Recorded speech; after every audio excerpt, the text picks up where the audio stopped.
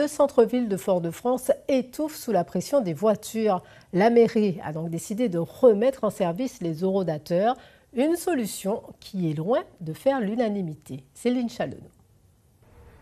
Des horodateurs hors service, des voitures mal garées et une circulation parfois compliquée. Mais début 2025, la mairie relance ses horodateurs pour tenter de réguler le stationnement en centre-ville. Une mesure qui divise déjà. Les gens se gardent de façon anarchique et on ne trouve pas de place, donc ça permettrait de fluidifier l'emplacement en fait, pour se garer, en fait, c'est ça. Parce que les gens restent pendant 1 heure, 2 heures, 3 heures, voire toute la semaine au même endroit. Ce serait une bonne chose.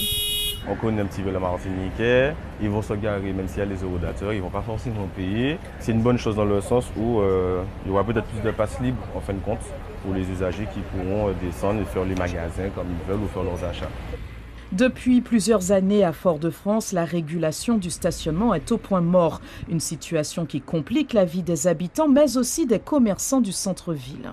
Les gens ils tournent 2 fois, 3 fois et puis ils vont à côté, les centres commerciaux à côté. Alors que là, ça peut libérer de la place et tout le monde sera content. Même s'il y a un petit truc à payer, mais bon, c'est pas. Les commerçants sont prêts à payer aussi pour que les clients puissent venir. Je ne pense pas que ça serait un plus. Déjà, il n'y a déjà rien, pas de clients à Fort-de-France. Il va pouvoir payer maintenant, donc ça sera encore vraiment, ça sera la catastrophe, encore pire. Parce que là, c'est dur. Dans un programme global d'attractivité, la mairie, de son côté, défend une mesure essentielle pour fluidifier le stationnement et redynamiser le centre-ville.